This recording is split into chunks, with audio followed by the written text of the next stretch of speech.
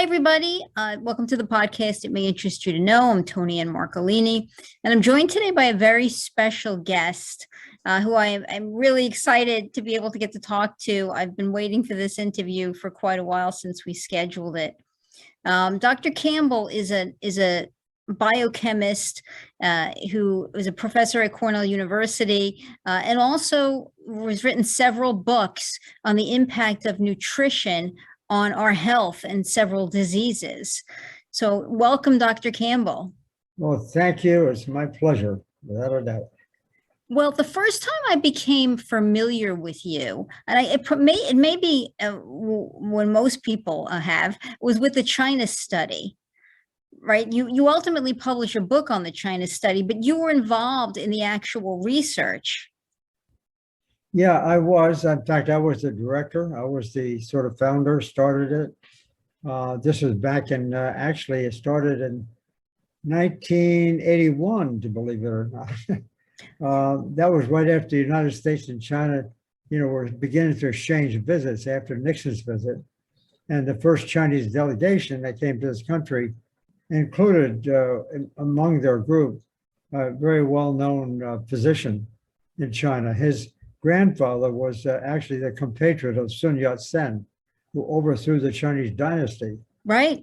In 1911, and his father was the first Chinese ambassador to the United Nations in 1940, what was it, 46, 47, I think it was, just prior to the revolution. So he was from a well-known family. And Dr. Shen himself, Shen Zhuanshu was his name, he was then spent some time in my lab working. He was the first Chinese scientist to come to the United States.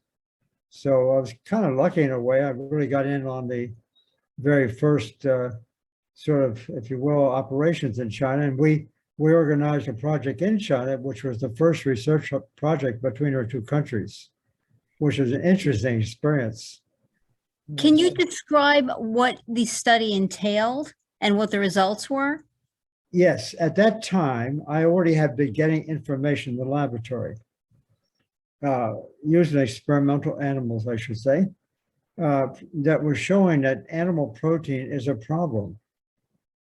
That was a problem for me as well as everyone else. I mean, I came from a farm milking cows, and I had done my doctoral dissertation on advancing the consumption of animal protein. So I saw that in the Philippines prior to that. And so we learned some things in the laboratory, quite a few things. Animal protein turns on experimental cancer, makes it grow faster, and then we take it away and it turns it off. We could turn on or turn off cancer very dramatically and very rapidly. I found this startling, absolutely startling, and quite frankly, not believable in a way, but that's the way it was. And so I kept at it. And the more we did, the more amazing it became.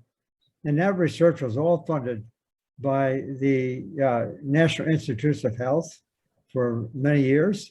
And then finally, when Dr. Chen came along in 1980, 81, I learned from him that the Chinese had just finished or just completed a massive atlas of cancer mortality across the country. Where cancer was localized geographically for about a dozen different cancers. And so, I mean, the cancer would be very high in certain regions, very low in others. So he then agreed to join me in organizing a study that also included a very well-known epidemiologist from the University of Oxford in England. And then one more person, the guy who was the director of that atlas in China. So there were four of us. And we organized the study, and it was, we collected as much information we could in a total of 130 different villages around the country in order to see what we could see about why these diseases were so high in certain regions and not in others. And it was a massive amount of information. New York Times later called it the Grand Prix of epidemiology, which was a very complimentary thing to say. Yeah, I read that. But we did collect a lot of information on nutritional characteristics in particular. And I had, at that time, also a very specific interest and the extent to which what I was learning in the laboratory, among experimental animals, whether that was equivalent to what we might see in humans.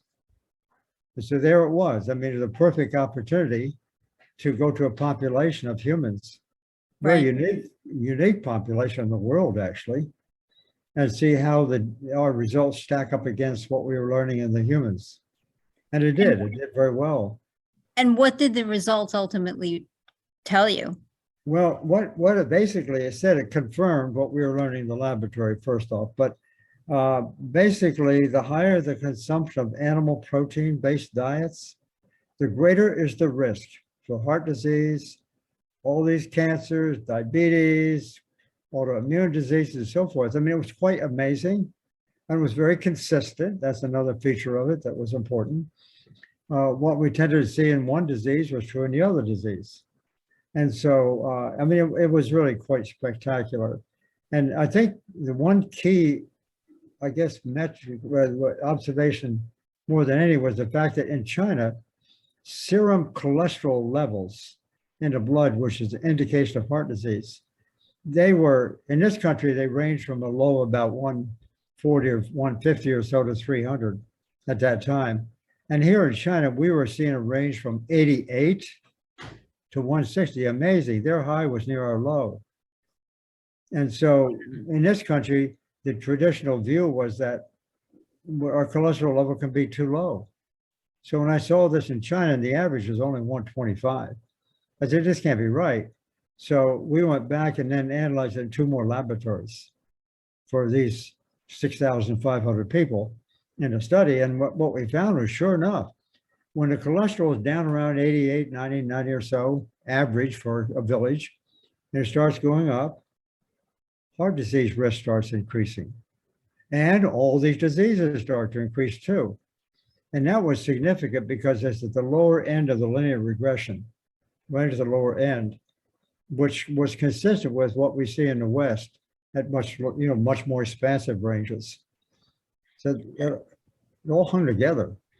I mean, there was a lot of pushback, right? When your findings came out, people are very resistant to that message. Why do you think that is?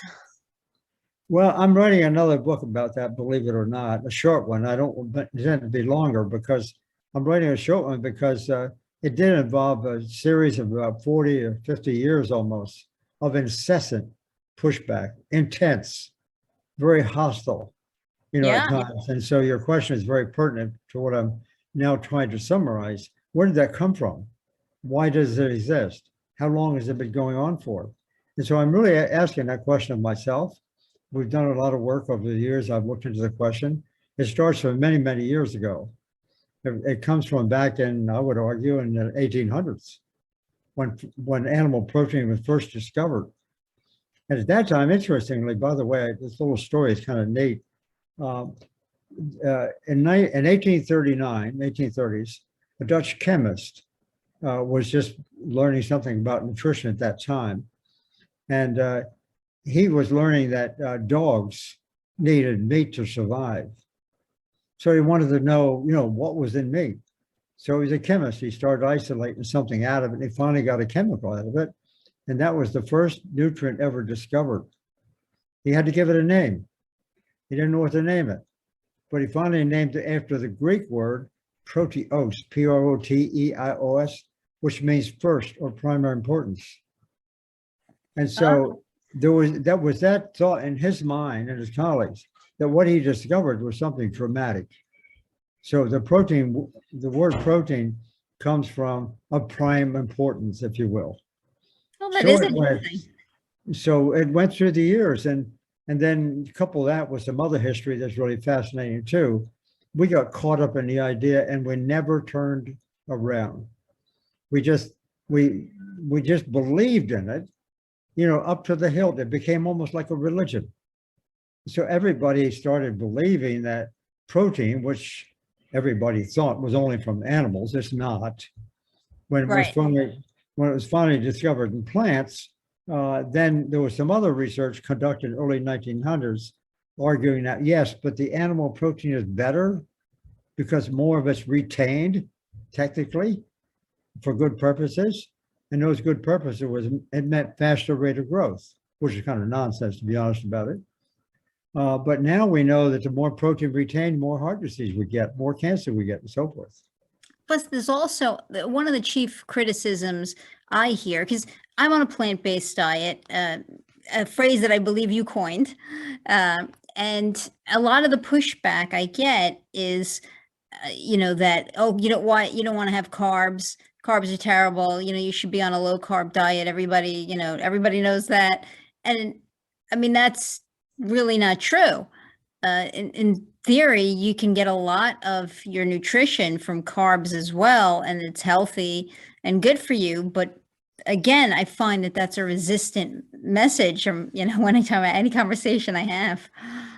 Yeah, that was first described, if you will, in 1973 by a man by the name of Robert Atkins, alleged physician. Yes. And he, at that time, I must tell you, was opposed to some of this new information beginning to emerge at that time, suggesting that eating plants was a good idea. And he was, I guess, offended. But in any case, whatever he was, he said, no, the problem is not the high protein, it's not the high fat.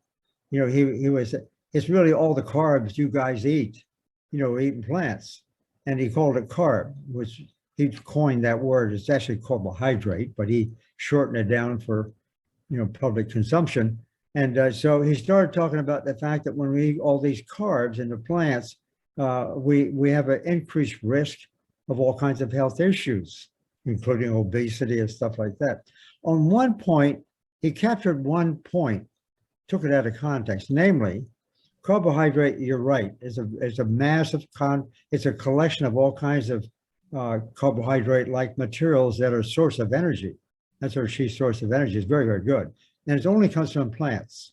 So by attacking carbs, he was attacking plants because he wanted to retain the animal character to our diet, if you will. And so, but there's one part of his story that sort of resonated, still does today, namely, when he talked about carbs, he was really talking about refined carbohydrates, which means sugar. You get out, the crystallized stuff that we use for cooking and sweetening this, that, and everything else. And so when people consume a lot of that, not the whole carbohydrate, if you consume all the carbohydrates together, everything is great, no problem. But he was referring, unfortunately, just to the table sugar. And he's saying we do much of that. Yeah, okay, we do. That's an issue. So when people switch over, and he found this, when people switch over to their usual poor diets, to be honest about it, over to this so-called low-carb diet, which is high in protein and fat, and he's saving the animals, saving the animal food. So when they consume that kind of diet, the first thing they do, they go into the so-called ketotic state. And then ketones are formed, and that's a breakdown of fat, et cetera, et cetera. And so this led, that was the so-called low-carb diet. And so you see a loss of weight in the beginning. I mean, heck, everybody believes that, especially if they're overweight. They start eating that kind of diet and lose some weight. Oh, this is for me, kind of thing. Their cholesterol actually drops a bit too, so it looks pretty good. But what he was really doing, I have to tell you, he had a clinic where he was bringing in patients, and he was putting them on a venous drop, tapped into their blood, and they were sitting there with this blood drip into their veins. And what he was doing, he was arguing at that time that he could determine their problems by which vitamin they might be missing. And so by then, that analysis, so he claimed, he could give them supplements. That's what he was doing. And by the time he passed away of heart disease, I should add, but by the time he died of heart disease at 73, he had something like $100 million fortune from selling these supplements. Yeah. So, but it was still a catchy phrase for the public, and and then when he passed, another man by the South Beach diet, the name kept changing a little bit over the years. Every maybe 10 years, or a new name, like a new diet, paleo diet, ketogenic diet, keto diet for short, paleo diet, you name it. And it's still going on today. Well, you recommend, as I said, you coined the phrase plant-based whole food diet, which I'm going to give you an opportunity to describe. I mean, I'm on it. It's not a big secret, to anyone who listens to me. I'm a cancer survivor, and after that, I use that as Chris Walker, I guess, says, as a divine tap on the shoulder to change my life. So I started, I walk about a half hour a day, and I changed how I eat completely to plant-based whole food, which really fruits, vegetables, nuts, seeds, Right. tea, spices, all that is how I fill up my plate. But can you talk a little bit about what your recommendations are for that kind of diet? And then I'd like to get into, if we could, the studies that you've seen and been involved with in reversing the effects of heart disease and its impact on cancer. Well, the best way to describe that diet, I think, at least in my mind, is the way I've done it. First off, I want to acknowledge the fact that the biological explanation for this is extraordinarily complex. I mean, it's almost infinite complexity involved in all the reactions that go on in our cells. Okay, so that's a given. The whole is the whole in a sense. So with that complexity, I think I have been able to derive a couple of really simple ideas. Don't, just eat plants, number one. Number two, try to eat them whole. And by whole, I don't mean we can't cut them up, we can't cook them and so forth and so on. I'm simply saying that if we eat just plants in reasonably whole food form, when we get access to all the nutrients simultaneously, that's really important. That's what maintains the sort of natural state of metabolism. When we're eating it in that particular form, we can almost throw away most of the detailed stuff we hear about all the time. It's not about this nutrient, that nutrient, something else. That's a bit crazy. That's a traditional way people talk about nutrition, but it's also very confusing because everybody can have their own sort of favorite nutrient or their own favorite food or whatever. And so all I'm saying is that just eat plants, eat them in whole food form. You can have lots and lots of variety. In fact, variety is good. You can mix and match and things like that. That's really important anyhow. So that's what it is. Eat plants, eat them whole.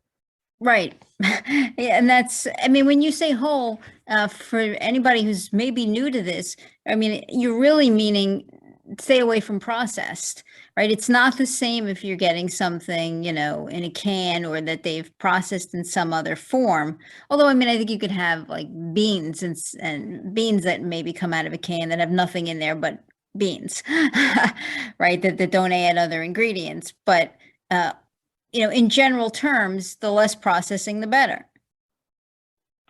Yeah, that's right. The processing has also become a very big, complicated sort of enterprise for decades now. Everything from adding salt and sugar and fat, to some foods to, God knows, you name it, for all sorts of purposes. And so we have a lot of stuff in there. And, a lot of the foods that we buy in a store. As a result, we have to worry about what are these things doing. And for the most part, most of that stuff is not going to be terribly harmful. But I must tell you that looking back, and this is about the only way we can really assess that kind of question. Those products usually found in cans, as you know, or maybe boxes, but they're loaded up particularly with three things: salt, sugar, and fat. Right. Each of which are sort of addictive. And they help sell the product, let's face it. So, you fill up your gut with those things, especially the sugar and the fat, you want more. Go back and buy some more. That's the way it is. And so the biggest problem with the processed foods, in my view, is their content of the sugar and the fat. But there's some other stuff in there too, chemicals that are in there to, let's say, preserve them and maybe for a bit or whatever. Some of those things are on the carcinogenic list, right? The National carcinogenic list, and they're preserving our food. Well, those are that carcinogenic list. I was very deeply involved in that myself in the earlier days. That's a little bit of a overemphasized concept, I should say. Cancer starts with those kind of chemicals. That's true enough, but some of those chemicals are actually found in nature. And so that's what causes mutations. So the cancer starts with a mutation process. And that's often, and by mutation, I mean an alteration of the genes.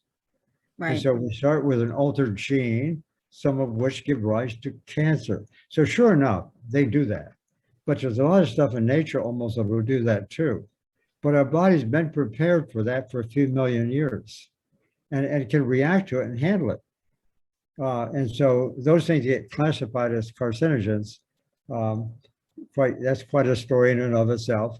Some of those things are worrisome, I think, but not terribly significant. And if we get caught up too much in emphasizing their importance, our attention goes away from what really counts, namely consuming a high animal protein diet, to be honest about it. So the really big effect is the nutritional effect, not those things. And do you have to take a position on recommending organic or conventional? Yeah, I mean, I just like to rely on the research, of course, as much as I possibly can. But yeah, we have some evidence, again, a little bit weak, that organic is better than otherwise. It makes sense. Let me just say that. It certainly makes sense. It's, to some extent, our inadequacy in science of being able to detect the differences. But I must tell you, the evidence is good enough to prefer consuming organic food when we can get it. We do that. And, and also the organic food, as you probably know, they usually have a better flavor. Yes, definitively. Yeah, so if you get it from your garden or something like that, that's a good deal. Yeah. That's the best way to go. But if we go to the store and there's no organic stuff there, that doesn't mean, well, okay, we don't need to eat plants. Eat them anyhow, because the effect is really pretty great. Now, will you speak at all on the research or the studies concerning the impact of plant-based whole food diets on heart disease and also on cancer? Yes, I'm glad you raised that question about heart disease because, I was learning in the laboratory under the lab animal conditions, of course, in biochemistry, that, cancer can be turned on and off, if you will. And I found it really fascinating. And then that was in the late 70s, early 80s, and so forth and so on. Finally, when the China study came out in the New York Times in 1990, I was introduced to a couple of people, physicians, who had been doing something like this, not the nutritional part of it, but they were taking some patients and putting them on this kind of diet and seeing it reversed. I'm referring specifically to Dr. Esselstyn, very good friend of mine at Cleveland Clinic, also Dr. Ornish. Had the famous study with Dr. Ornish, sure. That's right. And so what they were showing, of course, we became friends over the years, obviously.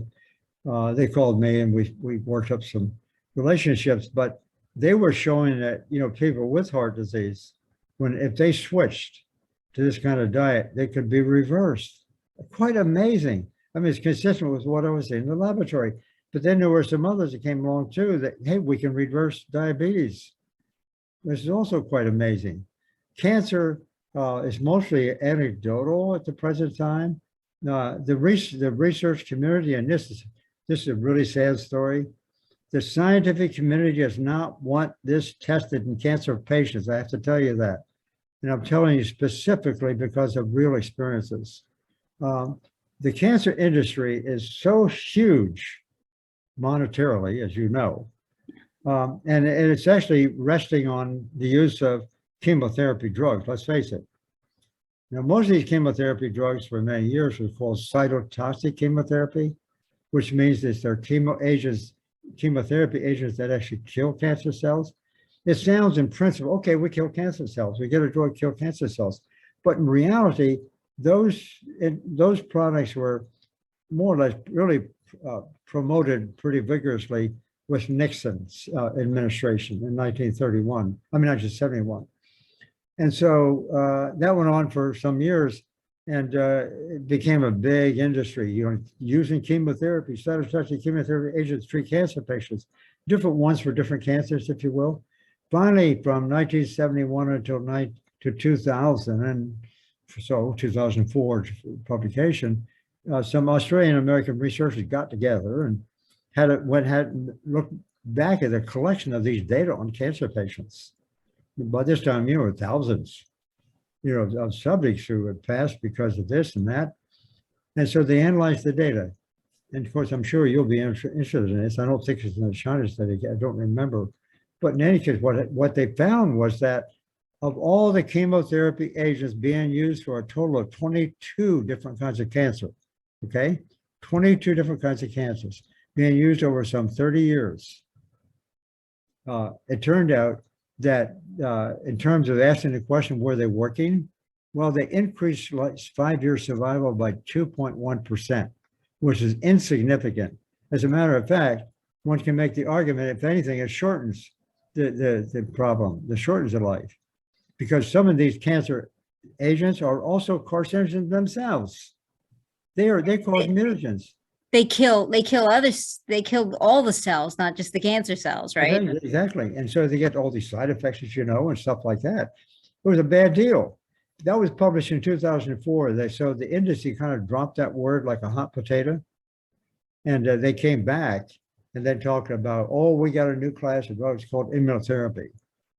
And they were arguing that within immunotherapy type drugs, that in this case, the drugs are going to rely on what the body does with its immune system. They're going to enhance the immune system.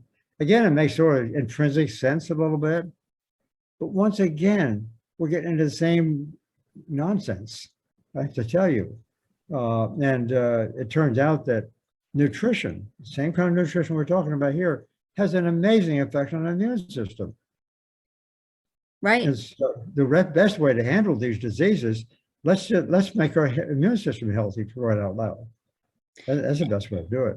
And there are many studies on particular foods. I mean, I remember reading a study about the effect of ginger. They done testing with ovarian cancer, right? And if you used it, the ginger laboratory, of course, in a dish, and you put cancer cells, both chemotherapy and ground ginger would kill the cells. The distinction being when they tried to kill the stem cell, the chemotherapy didn't kill the stem cell, but the ginger actually did. Yeah, the ginger, of course, as you know, is a natural product. That raised another question, incidentally, a very major question. We do find that some drugs in the short term, whatever it is they seem to have an effect. We can look and see, and we can see effect. Aspirin is a good example, cutting pain and stuff like that. So we can see these kind of things in a lot of cases. That impressed some folks. But they had to get a patent. In order to sell it, they had to get a patent. Well, you can't get a patent on natural materials. On ginger, right? On ginger, that's right. So you have to isolate the factor out of it that most accounts for that effect. And so what they do is they isolate the chemical out. They justify on the basis of some biochemistry. Says, okay, it's just this mechanism here or that one or whatever. So they kind of build a case around that. Then they get intellectual property protection through patents and stuff. That gives them about a 20-year life or so, 20 years of working with the chemical. That's enough time to make a lot of money. And so the whole drug industry, I have to tell you, the whole drug industry is founded on that principle of one thing, hitting one mechanism, treating one disease.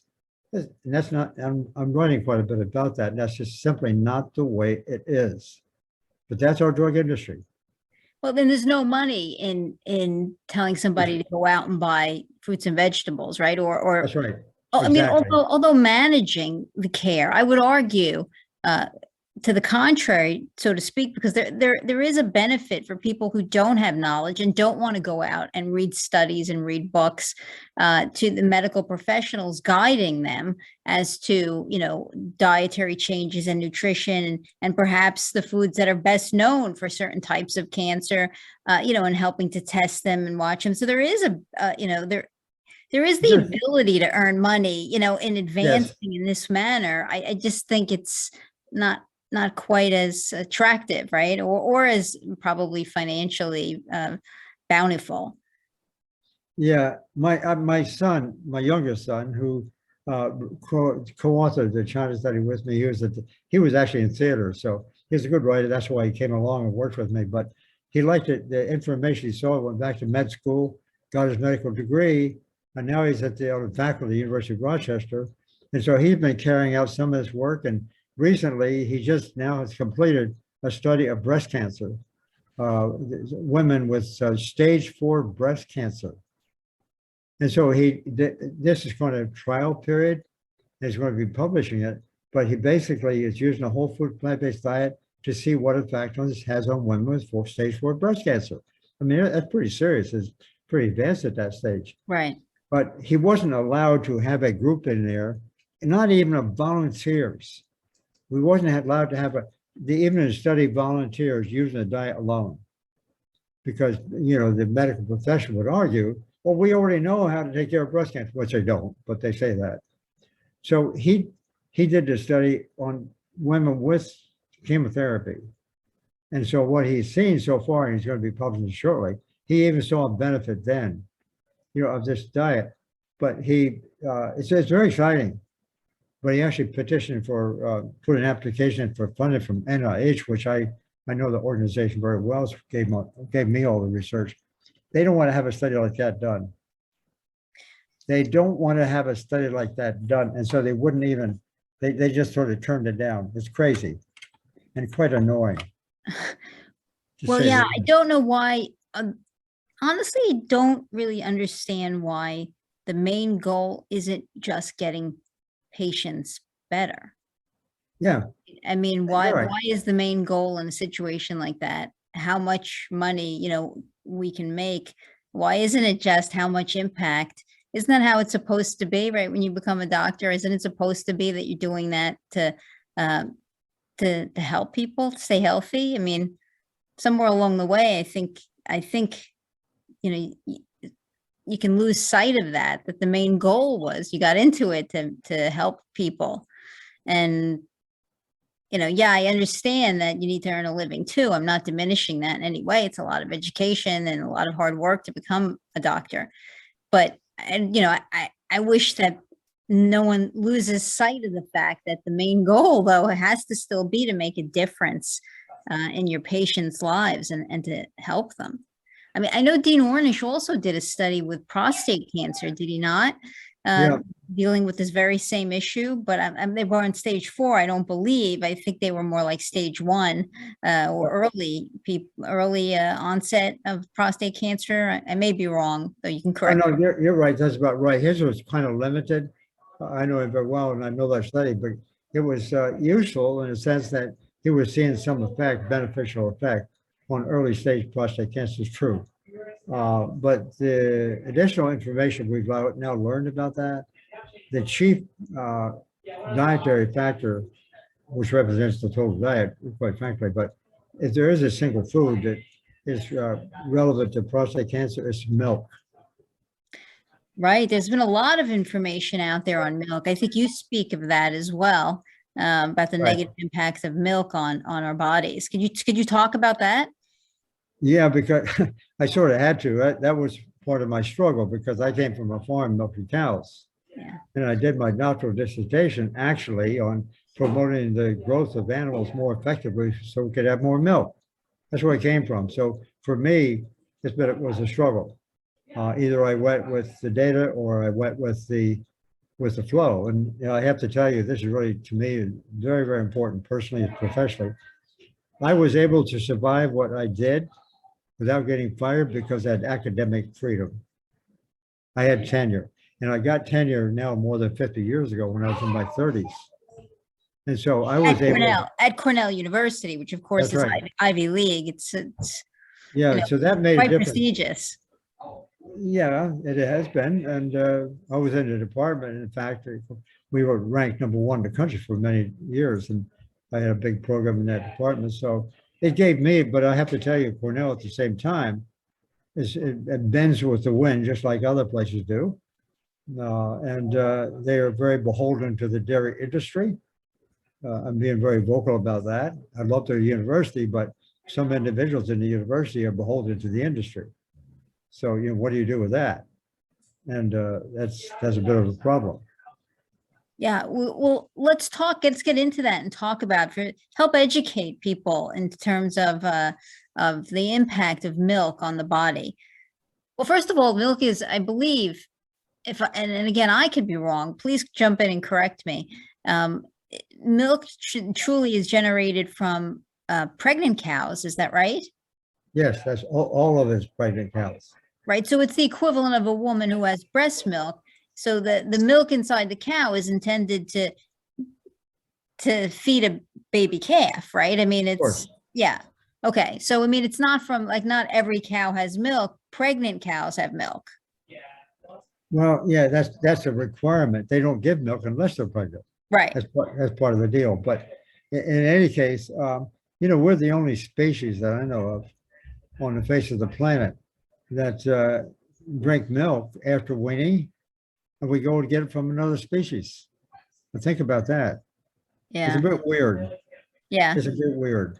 I don't know any other species does that. It keeps on drinking, infant milk that they're supposed to have, but go get it from another species. Come on, give me a break. That just doesn't work that way. Right. Right. That is, I mean, most people don't know that. I myself have had conversations where I say, well, I mean, just like breast milk is intended to help the baby in the early stages of its life, when it's born, the milk we're getting is intended to help a baby calf grow up in the early stages of its life. It's really not intended to be, for humans. Absolutely. And people, will argue with me or, not believe me, but I'm correct, right? That is the case. That's right. And I will tell you, as I say, I've been really close to that story because I was in the business and essentially then happened to change my mind after I saw all the evidence.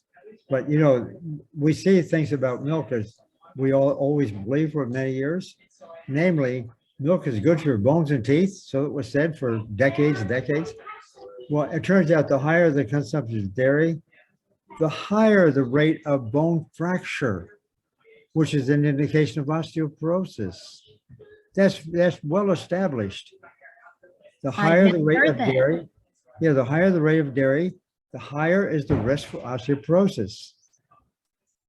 Wow, I had no idea. Yeah, that's been published since the 1980s. So what is that, about 40, 50 years? And yet a secret, and yet fundamentally a secret. Yeah, the dairy industry doesn't want to let that out, but that's well established. It's been, and what's in the milk isn't just the calcium, I should say, it's the animal protein. The animal protein being consumed, whether it's in dairy or meat or whatever, the animal protein causes a loss of calcium from the body. And calcium is important for our bones, let's face it. So, you start drinking a lot of milk and get a lot of the animal protein in there. What it does, it allows for depletion of the calcium from the bones, which is a problem. And also there's other impacts of dairy on our body. Could you speak of that? Yes, I mean dairy is pretty well established, not only anecdotally but in the clinic, being a principal allergen. A lot of people have allergies to dairy once or another. That's an issue. It's also with less evidence, but nonetheless convincing, I think. It's a cause of migraine headaches. To say nothing of the fact that also dairy raises blood cholesterol levels, which in turn associates with heart disease. And the protein of milk, by the way, is casein. That is the protein that I used in my own research to show what animal protein does. It's all about the protein of cow's milk that has this very damning effects. And what about hormones? I mean, isn't that an issue as well? Well, it was thought to be, and a lot of people talked about it. It became popular in the public press. But quite frankly, It's not the hormones necessarily it's in there because what happens is that when we're consuming dairy, our body turns on the synthesis of our own hormones, growth hormones, for example, estrogen in the case of women, testosterone in the case of men, prolactin women. So what happens, that by consuming this animal protein-based diet, we increase our own synthesis of these hormone products. That's probably the real problem. It's not so much what's in the, I'm not in any way trying to make excuses, for the product that they have hormones in it, but that was a bit overdone, that claim. Now, do you recommend other products in terms of, you'll hear a lot about almond milk. Do you recommend a substitute product for milk for Well, patients or no? first off, I would like to challenge the concept we need so-called milk, because that word was coined for cow's milk, obviously. And that was a big battle in the industry when soy milk came out and then almond milk. And, they were going back and forth. Hey, you can't use that word milk. Anyhow, and at the end of the day, the plant products were able to be called milk. Okay. So just that for background. But those products, let's call them juice, or I don't know, you call them milk. And there's a number of them: rice and almond and oat milk and soy milk, obviously. Coconut milk, I think. Yeah, we have all those kind of things. They're good. That's fine. I don't get too excited about the idea you drink them, but you don't have to drink them. You can just use them for all the things we use them for. Now, study-wise, you've seen, I assume, research, or you've been involved. I know you've been involved in so many studies, but the impact of certain types of nutrition on the heart. Could we talk about that a little bit? I mean, because like salt is a huge issue, right? For adding salt into your diet can have a devastating effect on heart failure, bloating. The water not building up inside your body, not being released, and a lot of that is to do with the way you're eating. And just changing that can, as you were talking about reversing heart disease, can we talk about that a little bit and what you've seen in the research? Sure. As I said before, Dr. Caldwell Esselstyn and Dr. Ornish, they're the ones that established very clearly this effect. Although Dr. John McDougall, working generally with his patients, had done much of the same thing. So they're all good friends of mine. And they do that by just switching over to a plant-based diet, low in fat, by the way. What they would argue, I have to tell them that's not about the fat, really. It's about the animal protein, but nonetheless, it's all that stuff working together. So how much salt is, how much of that effect is attributed to salt, let's say, or whatever, there's some other things. The salt, of course, you can get too high, and what that leads to is hypertension, primarily. And hypertension, in turn, is related to stroke as a form of heart disease, as a cardiovascular disease entity. So it plays a role. It has an effect. Got to be careful about that. We don't need more than, a reasonably minimal amount. So we should be careful about it because salt is very addictive. Yeah. Some people really jump into it and they eat a lot. So they get really high blood pressure, and that in turn is associated with heart disease. Unfortunately, I've had a chance to look at that question a little more carefully in recent years. It's interesting. The blood pressure medications, like amlodipine, I'll name that, it's a calcium blocker, that depresses, it convincingly depresses blood pressure, right? On average, this is a summary of about 26 studies. The top number, the systolic value, it drops by 12 points on average. And the bottom number, the diastolic, drops by 7 points. That's sort of almost like the industry standard from everything I can see. They sort of accepted that. So that's sure enough. They do that. They cause blood pressure to go down. Therefore, you would suspect the obvious thing. Okay, stroke is going to go down. Blood pressure, heart disease. I have to tell you, they never mentioned this, but I've been looking at the literature, and I'm gonna have to call them out on this a little bit. The question of getting that information is, actually having that information is questionable. It doesn't necessarily train. It sounds like a good idea, right? But I'm in science. I want to know a little more with some certainty what I'm talking about.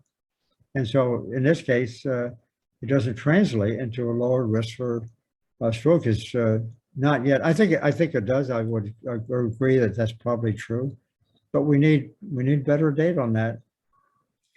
Now, can you explain in the most basic of words, I guess, because I know I've been unable to do it in any conversation I've ever had, and somebody with your, of course, superior, knowledge, could you explain in basic terms what's happening in the body that allows nutrition, that allows this type of food to help reverse heart disease or help your body fight off cancer? What is happening by taking this food in as opposed to taking in, steak every night? Like, what if somebody starts having a plant-based whole food diet? And again, when I say that term, I'm using it to indicate, vegetables, fruits, nuts, seeds, whole grains, teas, spices, foods like that. So what is the effect it's having on the body that allows your body to, to correct heart disease, allows your body to fight cancer? Well, that's a big question. It is, I know. That's why I kicked it to you. But in any case, we all, whether we're professionals or not, we like to have some definition to what we tend to think. And so we like to think of specific things causing specific things. And so we look for those kinds of, answers, certain kinds of answers. My friends, like Cornish and Esselton and so forth, they've not been trained in my area. So they tend to also we'll talk about specific mechanisms, if you will, as being maybe responsible kind of thing. Well, I actually learned from my research that I have a very different definition of nutrition, which I think goes far better than trying to explain things in terms of one thing at a time. We did these studies, I did this systematically over a period of about a dozen to 15 years with graduate students doing a whole doctoral dissertation on each one. We looked for the mechanism by which the animal protein increases cancer. Okay, so for example, my first student did a study to see what effect did this high protein diet have on, let's say, the transport of the carcinogen, this immunogen, into the cell. Well, the high protein diet increased the rate of transport into the cell. Oh, that looks like the mechanism. But then when these carcinogens go into the cell, there's an enzyme there that converts them over to a product that's either less toxic or, in fact, more toxic, converts to a product that binds to the DNA, and that causes mutations. What is a high protein diet? It increases that enzyme activity, so therefore it increases the risk for mutations. Then we have a mechanism in there too that protects us from these events that occur on a routine basis. It's called DNA repair. What did the high protein do? It didn't increase it, it decreased it. That was a good one. The high protein decreased that. And we kept going on and on and on. At the end of some years, and I say each one of these took a lot of work. But in any case, it turned out after looking for about 10 or 12 mechanisms, every time we looked for one, and I was looking for one because I was sort of in the pharmacology area at that time, because that's what we try to do. We understand if we could find a mechanism, maybe we could find a drug to treat that mechanism. That's the basis for statins, for example. So we started looking for the mechanism. Do you know, at the end of the day, there is no mechanism? There are hundreds of thousands, maybe millions of mechanisms all coming working together, involving all the hundreds of thousands of different kinds of nutrients. So all of a sudden, I'm calling it Mother Nature. That's the way she works. We have this enormous complexity, that comes from food, a variety of foods especially, enormous complexity. So we end up with everything sort of going wrong or right, whatever the case may be. It all works in a very symphonic way. It's like a symphony. It's amazing. And it's nothing more than nature. So the whole notion of, let's say, looking for one thing at a time, which was part of my game, everybody else's, and people in the public think this too. We try to find one thing to blame or one kind of drug to use. It doesn't make any sense. Because when we take that approach, and this is something you may be surprised to hear, the entire drug industry is founded on that idea. Using one chemical at a time, that's what it is. Do you know that drugs, that's just the side effects of drugs is the third leading cause of death in this country? I did not know that. No. Right behind heart disease and cancer. And that's probably an understatement. Plus the fact that about 85% of all drugs introduced to the market basically are taken from the market after about 2 years. Oh, sure. I do see the commercials for the recalls and the class actions Yeah. all the time. So, but then you sort of wonder, where in the world did we get so hung up in this? And I said I spent about 12 years myself in the pharmacology community. So I'm totally bathed in that concept. And that's why we look for a single mechanism in those days. When I come to realize it was also nutrition, when you put the two concepts together, nutrition won out, hands over, just no comparison. Nutrition does it right. So Pharmaceuticals, the synergy of that kind of food in the body in its most basic form just helps your body fix itself. That's right, exactly. That's what it does. Fixes itself. Now, even for people who eat this, on a plant-based whole food diet, there's still some criticism of certain types of foods. And I'm wondering if you'd be willing to talk a little bit about that in terms of potatoes, nutritional yeast, things like that. Are these things you still recommend people eating, or no? You'd stay away? That's a good question, because it does come up from time to time. And most of those events that we become pretty certain of, let's say regarding certain foods, they tend to be allergic reactions. In other words, not all of us, but a lot of people have sensitivity to specific things sometimes. Where that comes from, we don't know. I think there's some evidence that it probably starts during our nursing years, possibly even when we're in utero during pregnancy. Who knows? But we do incur occasionally some of these sort of allergic responses. There they are, and that's it. And when you learn about them, you just don't use them. And so that can happen. It's not a criticism of the whole food plant-based diet. As a matter of fact, the evidence that I'm familiar with, that'll tend to happen more in those who are eating the wrong food.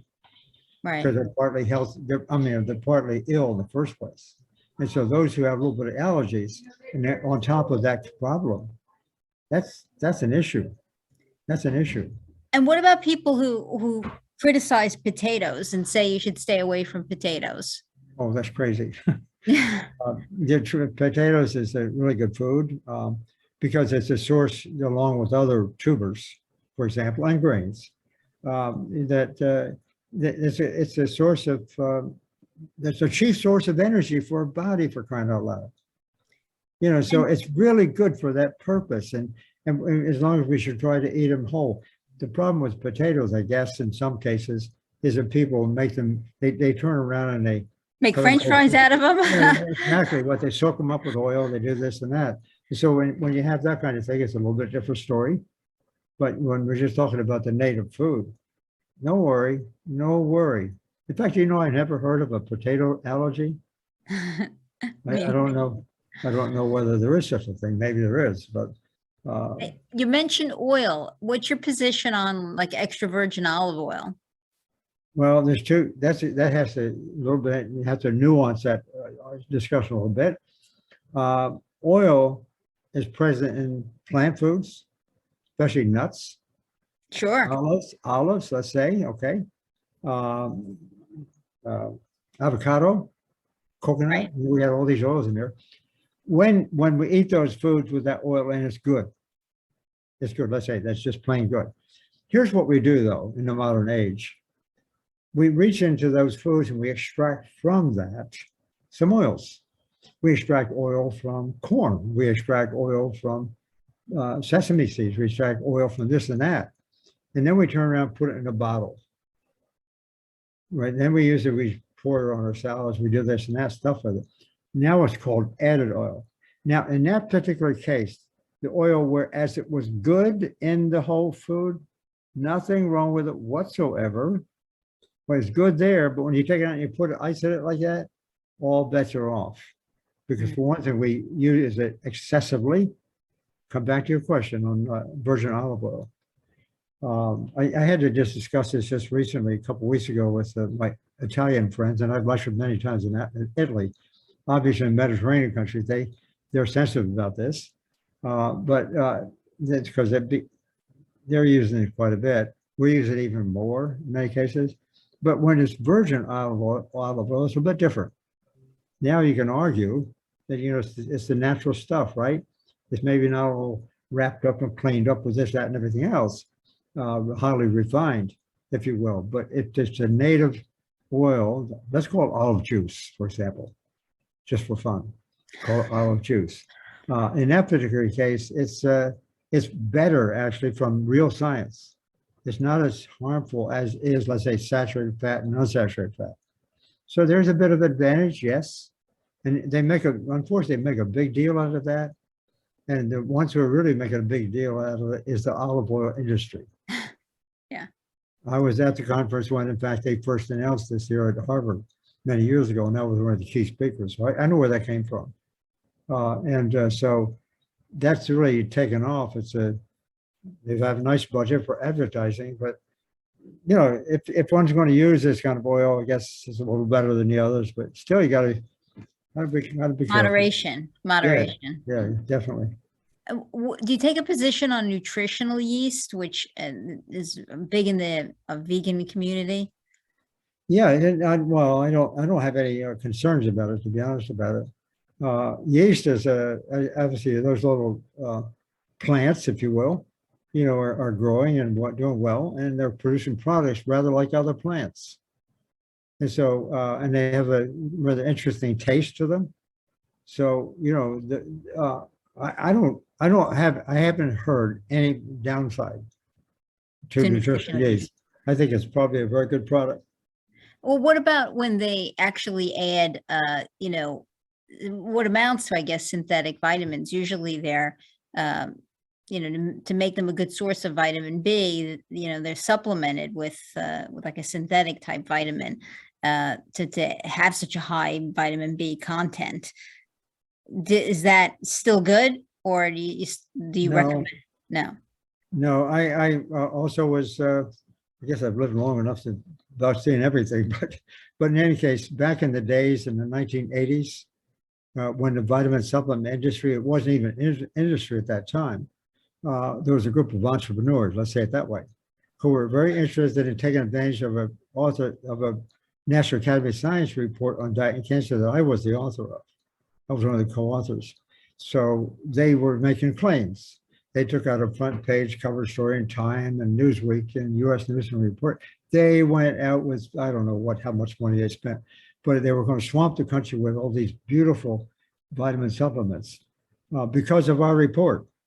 But we explicitly said in the report, this does not apply to vitamins, but they didn't care. They were going to say it anyhow, so they were getting away with it. So the National Academy of Science actually they took them to court, Federal Trade Commission, and challenged their claims. And they asked me to be their witness. So I spent 3 years in the docket, contending their claims. This is a vitamin supplement people. And I couldn't agree with them. They got a little bit upset with all of that. But then thereafter, this was about 1984, 85, 86 or so. Thereafter, the next 15 years, a lot of these supplements were being tested, in human studies to see if they really worked. No. Some of these vitamin supplements have the opposite effect, what they're intended, which leads to a concept, by the way. Tony, this is kind of interesting. When the nutrients in the food, you can bet your life is doing good things. If it's an animal food, that is. When it's in the food, it's good things. The moment you take it out and put it in a pill or something like that, all bets are off. In a classic study, it was done, a beautiful study way back in 1981 with beta carotene, which is the provitamin A.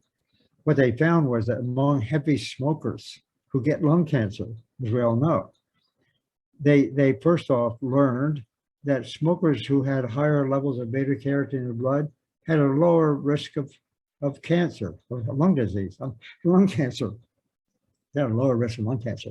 So they thought at the time, and rightfully so in a sense, let's take the beta carotene, put it in the tablet, let's try that so we can knock down lung cancer. It was very impressive when they looked at it in the blood. But when they put it in a capsule and they organized the study, this is Norwegian and American scientists at the time, they took these capsules and they gave it to a bunch of smokers, thinking that beta carotene is going to reduce lung cancer risk. Well, sure enough, the people consuming more beta carotene food, yeah, it still went down like you saw before. But the ones taking the supplement actually increased lung cancer. Wow.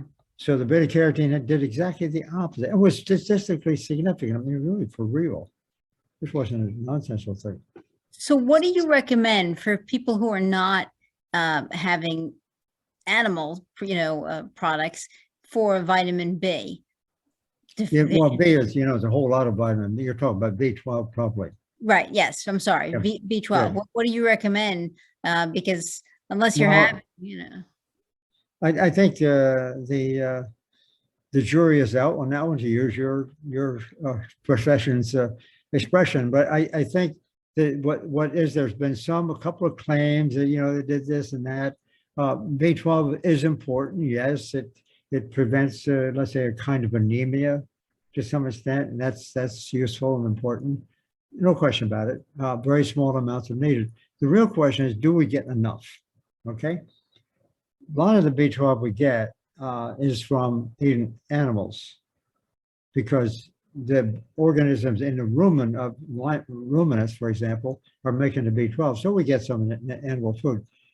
We tend not to see it in plants, but on the other hand, plants growing in organic soil actually take up from the soil a lot of B12-like materials that seem to have similar properties. So I have to tell you, I'm not for the B12 supplements, but also I have nothing against them. So yeah, for me, your expression, jury's out. I don't know. I don't quite buy into those right. claims. Right. And last thing I'll ask you about, what about green tea? Green tea. There's a lot in the market in terms of coverage. I think the press does cover green tea quite a bit as having a very positive impact on health. Would you agree with that? Yes, there are quite a number of studies actually showing, especially by the Chinese. And in fact, the principal author of those early studies was my good friend and colleague, my counterpart in China for the China study. Oh, wow. So he's the one he and his colleagues showed a lot of that. And so there is, there's some evidence that if anything, it's, I don't want to make I'm about to make a big claim of it, but there is some evidence, let's say it that way, that there is a reduction in the heart disease risk of all things. Now, before I let you go, I have to talk about the Center for Nutrition Studies that you're operating. So can you talk a little bit about that? Yes, I was teaching a course at Cornell in the 1990s, and it was very popular with students. It was very popular. Unfortunately, the chairman of our department, who was sold out to the dairy industry, pulled it out of the catalog. He wasn't supposed to do that. It was a disgusting thing. Anyhow, that's another story. So it ended up put it into a company owned by Cornell that was just beginning in those days to have online courses. So it turned in, we took it. We had a foundation, it became a nonprofit. We've had it for years. We've had about 20,000 graduates of that course. And my daughter, by the way, has been the president of that now for the last couple of years. She's got her doctorate in education and curriculum development. She's been on board. Actually, she had just come here to visit. She lives in the Dominican Republic. She's here now, and I thought she was here behind me. But in any case, she has our operation now is very exciting. We have some microgram studies. We're extending to groups around the world. We've got about 45 offices around the world. Wow. It's now being translated into Spanish, the whole thing. We just this week talked to the Italians. And so this course is very exciting. It's been very successful. It's now part of Cornell, and so they get a certificate for the course. Oh, And so we're really expanding our wings on this one here. And because we have picked up a really good reputation on it, taking this course. Yeah, and how can people get information about the course? well, it said the URL address is nutrition studies, plural, one word, nutritionstudies.org. Nutritionstudies.org. And there's a big website. You can find all kinds of stuff on the website for the course. And I'll put a link certainly in the comments below the video for people to find it, easy or easier. Right. Now, when you go to med school, and I promise I know I'm way over, so I just want to get this one little last question out if I could. I've heard criticisms that med school teaches very minimal in the curriculum as to nutrition.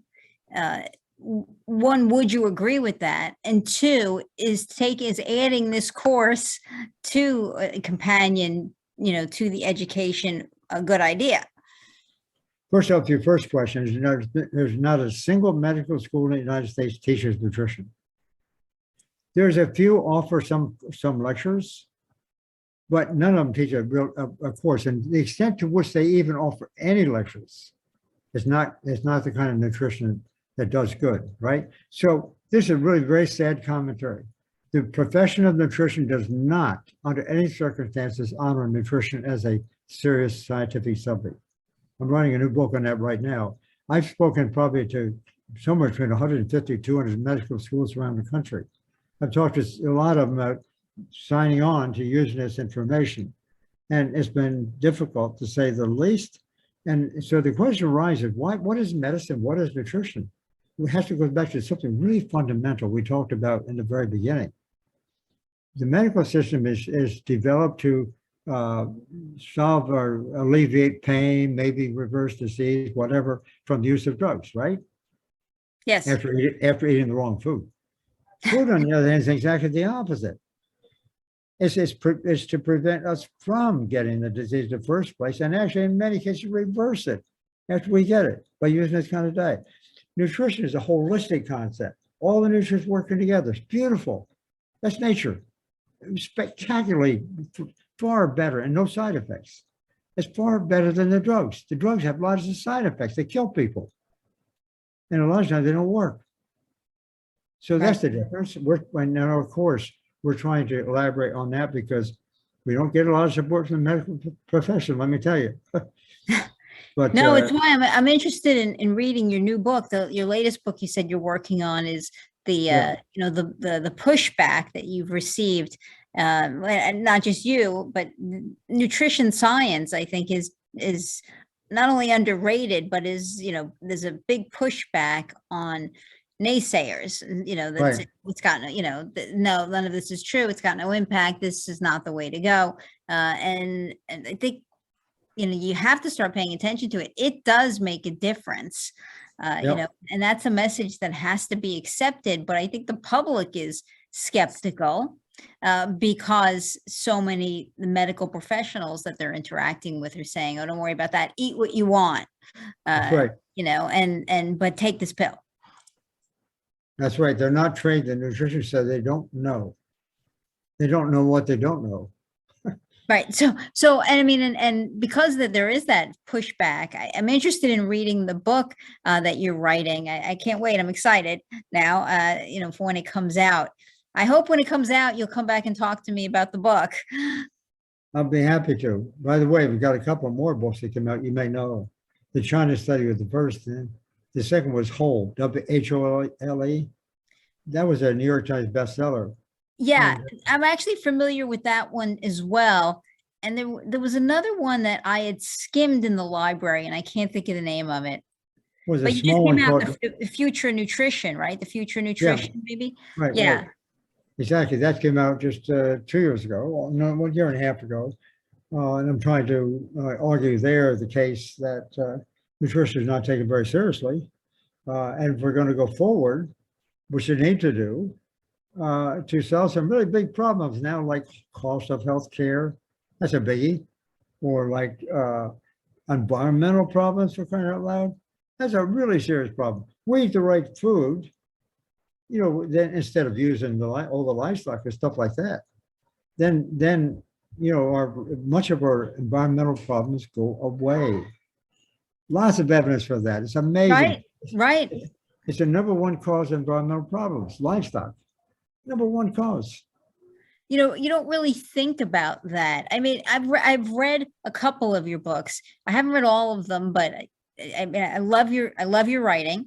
And I thought that they were so informative. When I was going through my journey, I gobbled up every little bit I could get, out there who was, professionals like yourself who were writing this kind of material. To my shock, there isn't a lot. There really isn't a lot, and certainly not somebody with your level of qualifications. And these are best-selling books, and I highly recommend them.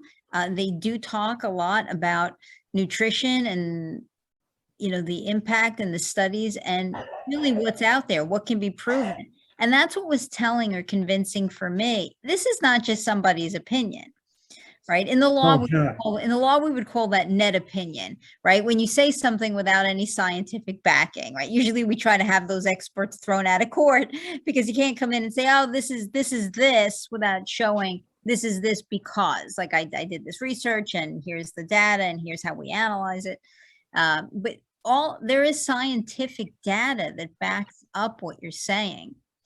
And I really loved your books for that. I mean, I thought you made it simple that I could understand, not having a scientific mind. And it's such an important message to get out. And I'm grateful for those of you who are in the profession who are sharing your data and who've done the research. Well, I have a couple of comments. I really liked what she said. I'm not going to take credit for the good writing. And in each case, I've had a co-author or a co-writer, and it's been great. That's the first thing. The second thing is the China study now has been translated into 50 foreign languages. It's around the world. So it really went far beyond anything I ever thought. Oh, it's the preeminent piece of literature out there on this topic. It was probably one of the first things I read during that time in my life.